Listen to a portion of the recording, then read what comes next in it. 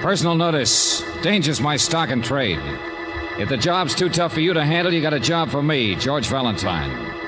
Write full details.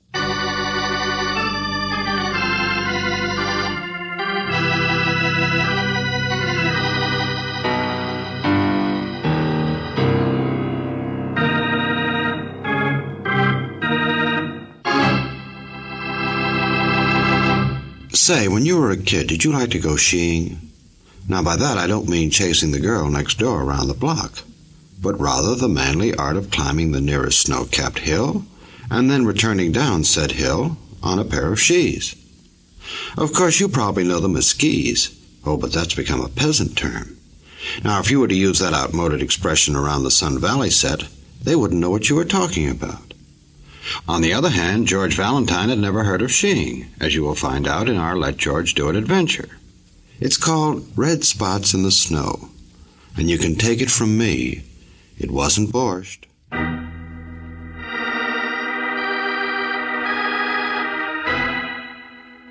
My dear Mr. Valentine, I have never been a violent man, so when I'm threatened I need a professional to, frankly, to act as my bodyguard. I don't expect you to follow me around ostentatiously with drawn revolver, but I will expect continuous protection night and day. You will fly to Snow Valley Lodge, where you will be my guest. Oh, George, did you hear that? Snow Valley. Yes, I heard it, Brooksy. Snow Valley is fabulous. The latest, most up-to-date resort in the whole country. I've read the circulars, too, Angel. Oh, we could have a wonderful time there. Well, you'd better finish the letter before you start packing. Oh, where you will be my guest. Uh-huh. I don't think you will find your duties too arduous. There's skating, skiing, dancing, and entertainment. Oh, George, it sounds heavenly. Yes, it does. Who's it from? Oh, it's signed Herbert Judson. Oh. George, do you think it could be... Only one Herbert Judson, I guess. Oh, who'd threaten a famous picture director like Herbert Judson? Probably not over half the population of Hollywood. Well, he's handsome, he's famous, he's clever. And quite a lady killer. I was reading about his latest heartthrob in one of the gossip columns. Well, then you don't want to take the case. Oh, I didn't say that. If you'd like a vacation... Oh, come to think of it, I'm not invited. The minute Judson sets eyes on you, I'm sure you will be. Oh, thank you. That was a compliment, wasn't it, George? No comment. Well, write him we'll be there. I'll telegraph him. Hey, I'm not made of money. Collect. Oh, George, it'll be wonderful. Skating in the moonlight, dancing under soft lights. Yeah, and Herbert Judson in person. All right, go home and pack, Angel, and don't forget, plenty of woolies.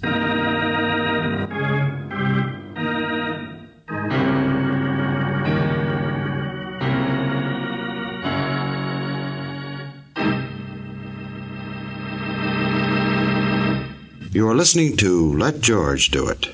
Our adventure will continue in just a moment. Now back to George Valentine and Let George Do It.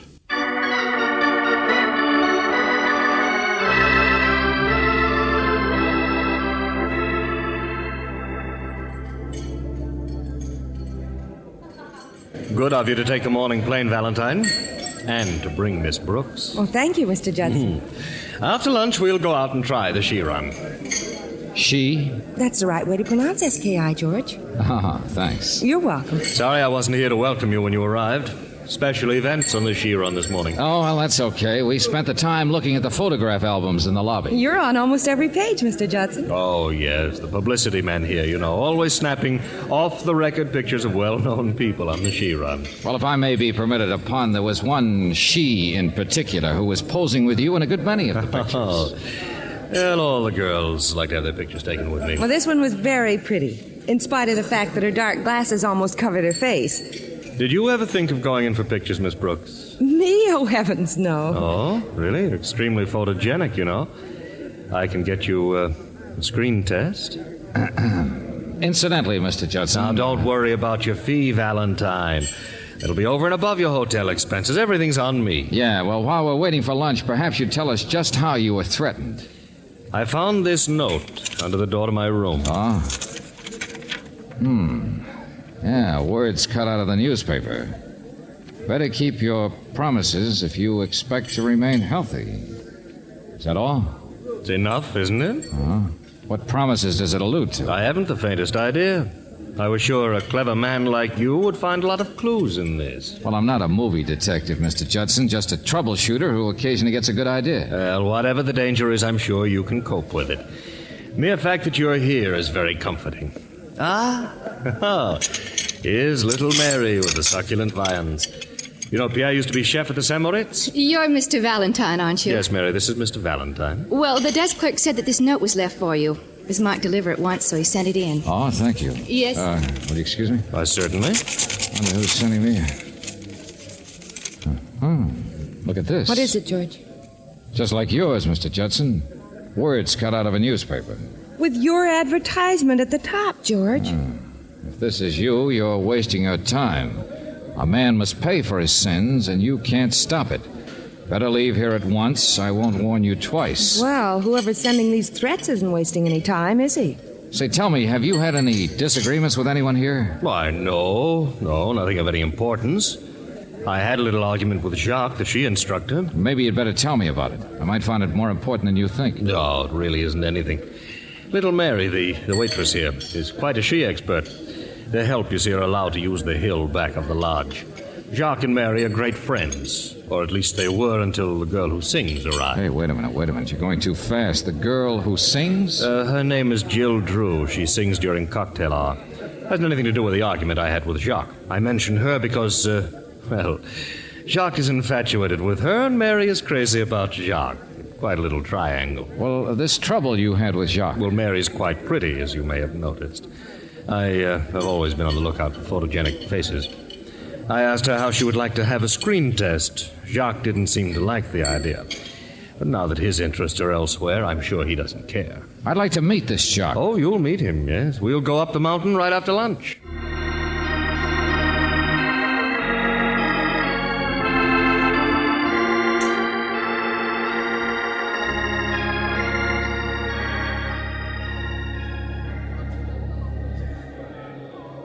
Well, Miss Brooks, you manage your she's wonderfully. Well, they don't bother me, but that chairlift frightens me. Now, it's really very simple. You just climb aboard one of the chairs as it swings round. You mean those little chairs hanging like a swing are all you have? Well, surely you've been on a she lift before. They didn't have one on the little slope back of the schoolhouse where I learned. Well, you won't have any trouble.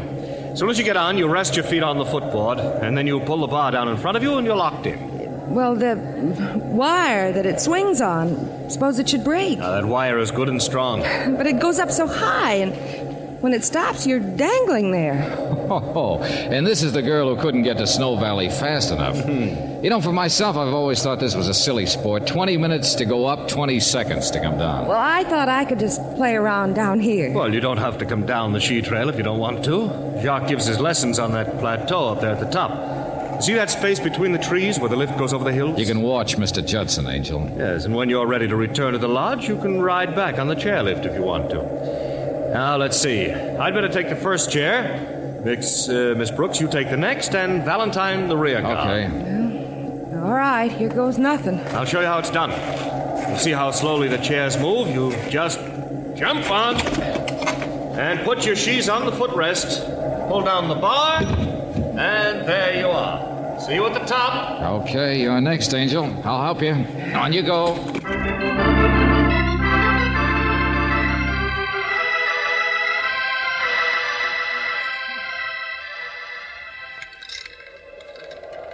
We're awfully high up, George. Yeah, it's a beautiful view, though. I'm afraid to look. I get dizzy. Surely you're not frightened now. We're almost there. And did you ever see a clearer day? Yeah, it is pretty, but those treetops down there look awfully sharp. Well, don't look down. Look ahead toward that opening between the trees. When we get through there, we'll be only a few feet off the ground. And just beyond, you'll be able to get off. Hey, look back and see how far we've come, Angel. I wish I were an angel. With wings. What's that? Someone in the woods must be hunting. I didn't know they allowed it. They must have hit something, George. Look down there. Red spots in the snow. Hey, that's blood. Hey, good night. Look, Angel, Judson slumped over the bar. He's been shot. Mr. Judson? Someone in the woods there to the left. Hey, Brooksy, look down there. What? Yeah, going down the far side of the hill out of the woods.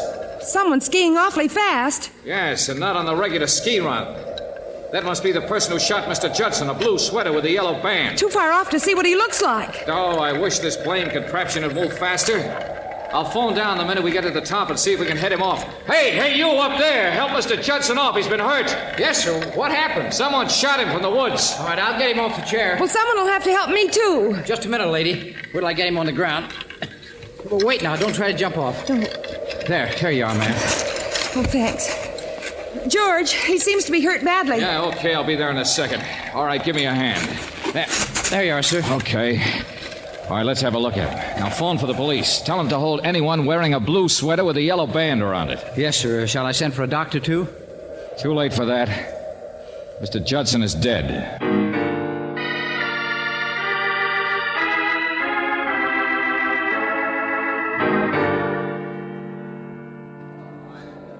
All right, please, folks, keep back. Will you, everyone, keep back? Don't touch him until the police arrive. They'll be here shortly, sir. Did you phone the lodge about the blue sweater with the yellow band? Oh, no, sir. I'm afraid I forgot it. Oh, fine help you are, Buster. You know anyone who has an outfit like that? No, sir. Jacques might know. Well, where is he? Get him. We left a little while ago, just before you arrived. He left? I thought his job was here. Well, he said he had to pick up some supplies in town and he'd be right back. Hey, Brooksy. Yes, George. Looks as if we have to ski down the hill back there. Are you game? Well, I've never tried a long hill like... Well, whatever you say. All right, come on then. Now, look, don't let anyone touch the body. No, sir. Hey, you're going the wrong way. The ski run... We're taking the same route the killer took. Come on, Angel, don't break your neck. Oh, George, I'm so glad you care. You bet I care. Oh, George. All right, I'll need you to help me when we get down. Lots of things that have to be... George. Come on, hold your hat. Here we go. It's like flying, isn't it, George? Yeah, pretty fast. George, look out. That snowbank. Huh? Be careful. Oh,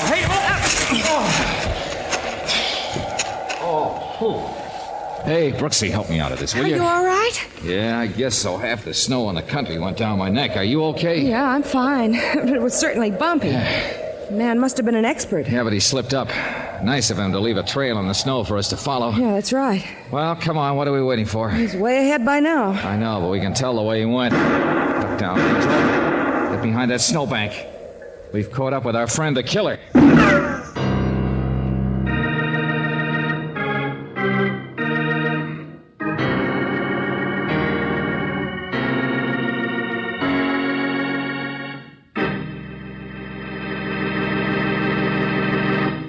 You are listening to Let George Do It.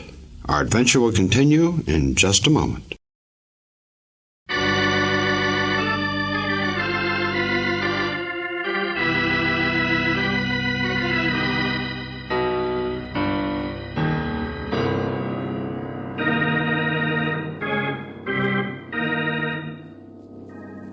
Now, back to George Valentine. You are invited to Snow Valley Lodge to act as guardian for the well-known Hollywood director Herbert Judson. And now Judson is dead, shot while riding on the ski lift just in front of you and Claire Brooks. And now that you've followed the suspected killer's trail, you find yourself hiding behind a snowbank, trying to avoid being a target. Well, if your name is George Valentine, that's only going to make you more anxious to catch the person who's been doing the shooting. Okay, Angel, according to my calculations, that's the last shot in his gun. Be careful, George. Okay, I'll take a look. And no sign of anyone. From here on, he followed the road, and there isn't any more trail. Yes, road's too cut up by automobile chains. Well, let's get to the hotel. I want to check a few things before the police begin their inquiry. You check the drying room and ask about blue sweaters and yellow stripes. I'll phone Hollywood and get the latest dope on Judson.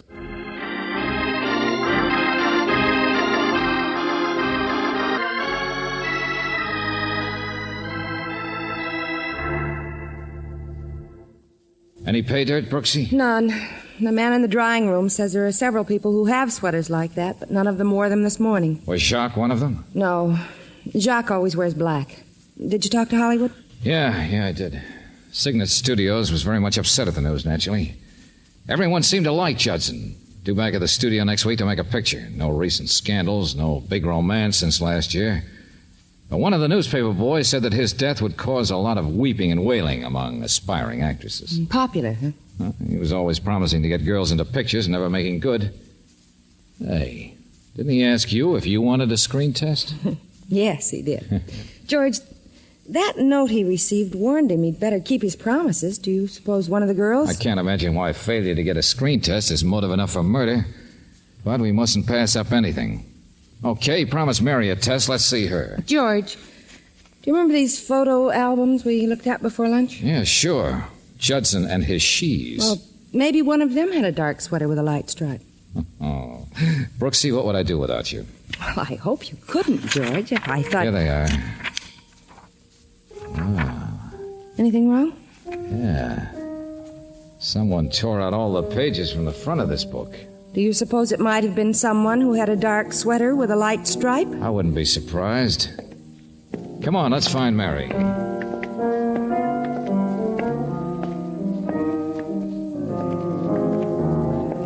I beg your pardon. I'm looking for a waitress named Mary. Have you, You wouldn't find her here now. She's off in the afternoons. Oh, I see. You're Jill Drew, the singer, aren't you? Yes. My name is Valentine. This is Miss Brooks. Hello. How do you do? You heard about Mr. Judson, I suppose? Yes. Well, I'm asking a few questions before the police arrive. Would you mind telling me if you were one of the girls Mr. Judson promised a screen test to? I hardly knew Mr. Judson. By any chance, do you have a ski outfit? A blue sweater with a yellow stripe? No, I don't ski. I'm engaged to sing and play the piano. Where would I find time to ski? Now, if you don't mind, I have to practice. Yeah, the show must go on, I see. Oh, I'm sorry. I knocked them over to the floor. Sounds like a junk cart. Here, I'll pick them up. They're beautiful bracelets you have, Miss Drew. Rather heavy, aren't they, when you're playing the piano? Oh, I never wear them when I play. But I don't like to leave them in my room. It's marvelous what they can do with costume jewelry these days. My dear young lady, those are real. They're from Elwood's in Beverly Hills. Oh, singing for your supper must be profitable. Oh, I have admirers. I don't doubt it. Now, if you don't mind... Oh, sure. Sorry to have interrupted your practicing. If you're looking for Mary, you might find her in her room. And where is that? In the annex, back of the main lodge. If she isn't there, she may be skiing on the hill, back of the annex. She's very proficient.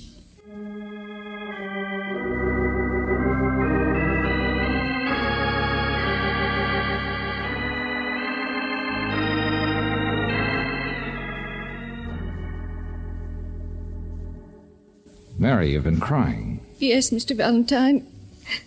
Poor Mr. Judson. You liked him a lot, didn't you? Well, he was always so kind and generous. Next week he was going to take me back to Hollywood with him for a picture test. Well, look, Mary, murder is a serious matter. You're in the dining room a lot. Did you ever hear Mr. Judson in an argument with Jacques? What? No, Mr. Valentine. Well, Jacques would Mary, there will be an inquest. You'll be asked questions, and you'll get yourself into a lot of trouble if you hide anything. Mr. Judson admitted he and Jacques had an argument about you. Well, he only warned Mr. Judson not to make any promises he couldn't keep. And Mr. Judson was going to give me Jacques the test. threatened Mr. Judson? Oh, no, Mr. Valentine. It wasn't a threat. Just a friendly warning. Don't you think you'd better tell us all about it? Well, Jacques and I... Well, he used to be kind of attentive until Miss Drew came. I wanted to make him jealous, so I told him about Mr. Judson promising me a chance in pictures. And he warned Mr. Judson not to make any promises he couldn't keep. That was all. Where can I find Jacques when he isn't teaching? Well, if he isn't with Miss Drew, he's usually in his cabin. And that is? Back at the lodge. Jacques doesn't live in the lodge. He has a cabin of his own. It's number 26. Okay, thanks. I'll see you later.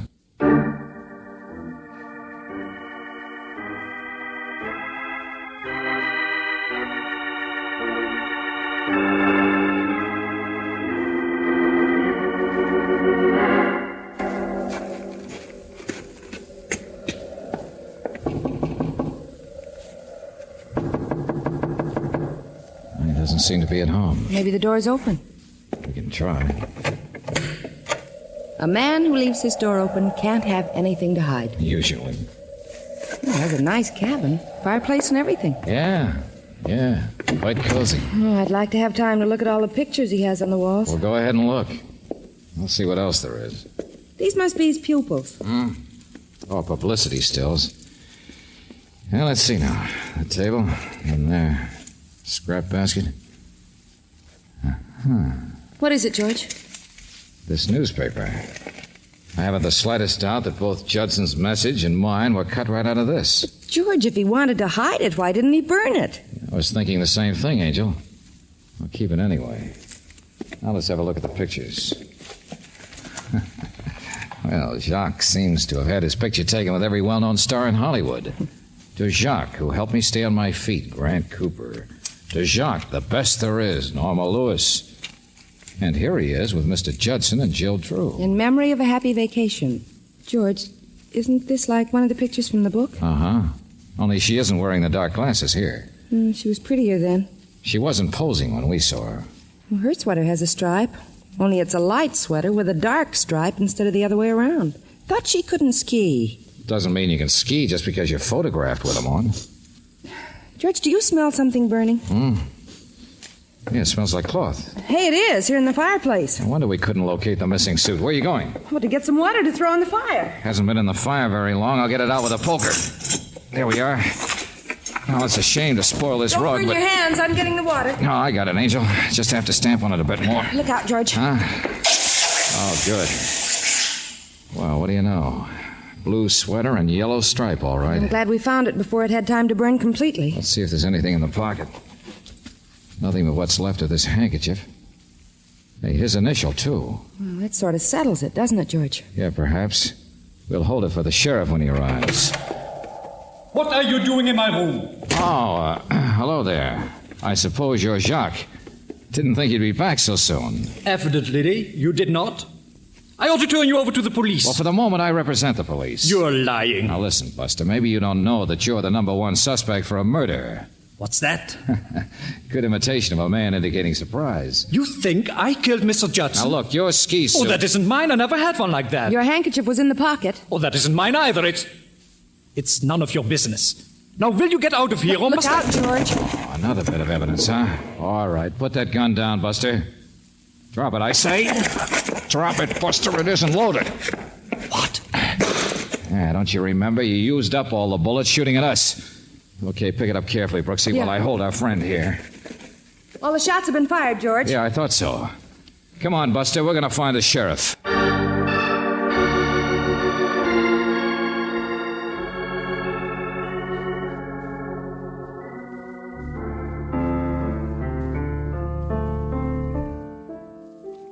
Sorry to disturb you again, Miss Drew, but have the police arrived? I haven't seen them, Mr. Valentine. Come along, Jacques. Jill, Mr. Valentine, where are you taking Jacques? We're on our way to the police, Mary. This fool is trying to say that I killed Judson. We found the gun and the ski suit in his room. He tried to burn it. We got there in time. Jacques says the suit is too small for him, and I'm inclined to agree with him. Wait, it wasn't Jacques. He didn't do it. I know it. Mary, be quiet. He didn't do it because I did it. Huh? It does look like a girl's sweater, George. And what's left of the handkerchief looks like a woman's. Mary, are you trying to protect Jacques?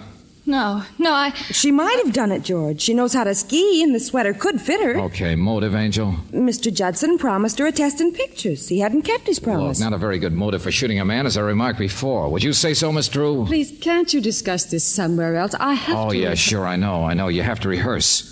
We'll only be a minute. And you might be interested in this.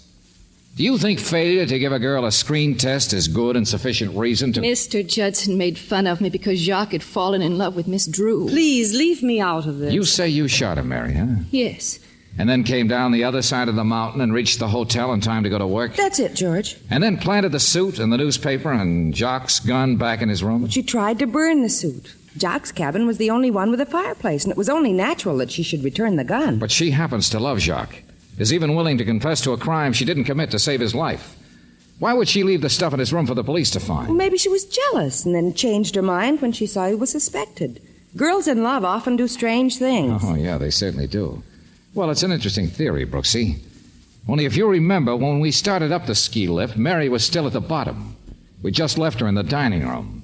She couldn't possibly have reached the top before we did. Yeah, you're a sweet kid, Mary, trying to save the man you love. But it isn't a good idea to get mixed up with the law. Then you think it really was, Jack? Oh, no. I agree with you that it was a woman, all right. A woman's sweater, a woman's handkerchief. And do you remember the initial on the handkerchief? Yes. J for Jack. Why not J for Jill? Don't go away, Miss Drew. Oh, this is ridiculous. Is it? We saw your photograph in a blue sweater and a yellow band. You destroyed the pictures in the album, but you forgot the one in Jacques' room. But she had on a light sweater with a dark band. The strange peculiarities of photography, Angel. Unless you're using panchromatic film, blue comes out light and yellow comes out dark. And I think when I check with Elwoods in Beverly Hills about those bangles, we'll find that Judson bought them. Yeah, I think we'll find out that they were presents from him before he got tired of her and started sheeing elsewhere. All right, I did it. I didn't mean to kill him. I just wanted to frighten him. But he deserved to die. He was a pig. He was always promising women the world and giving them nothing. He even promised to marry me. Then he met this little nobody and treated me like the dirt under his feet. I tried to make him jealous by pretending I cared for Jacques. Brooksy, I'll turn this little lady over to the sheriff. Phone the jeweler in Beverly Hills. And then I'll meet you back in the lobby.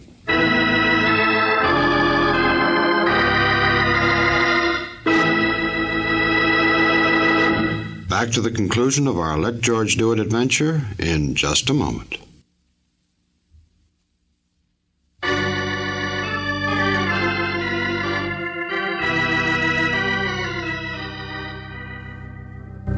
Well, I was right, Angel. Judson bought those presents and bracelets for Jill. But, George, did she tear the pictures out of the book so we wouldn't know she could ski? That's right. I don't think she meant to implicate Jacques, but his cabin was the only one near hers that had a fireplace. So when she went there to return his gun, she thought of burning the sweater, which she knew we'd seen from the chairlift. Well, how did you know Jacques didn't do it? Well, he didn't know the gun didn't have any bullets in it, for one thing. And now Mary and Jacques can live happily ever after. Can anyone really live happily ever after? Oh, George, you're so cynical. If you don't look out, some girl will take a shot at you for a warning. Not from a ski lift, Angel. The only girl who'd take a shot at me doesn't like dangling from the sky.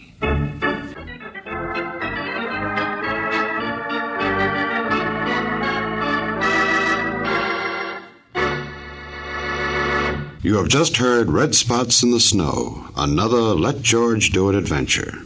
Robert Bailey was starred as George Valentine, with Virginia Gregg as Brooksy. Davis Kent wrote the story with music by Eddie Dunstetter. Now this is yours truly inviting you to another visit with Valentine, when you'll again hear what happens when you let George do it.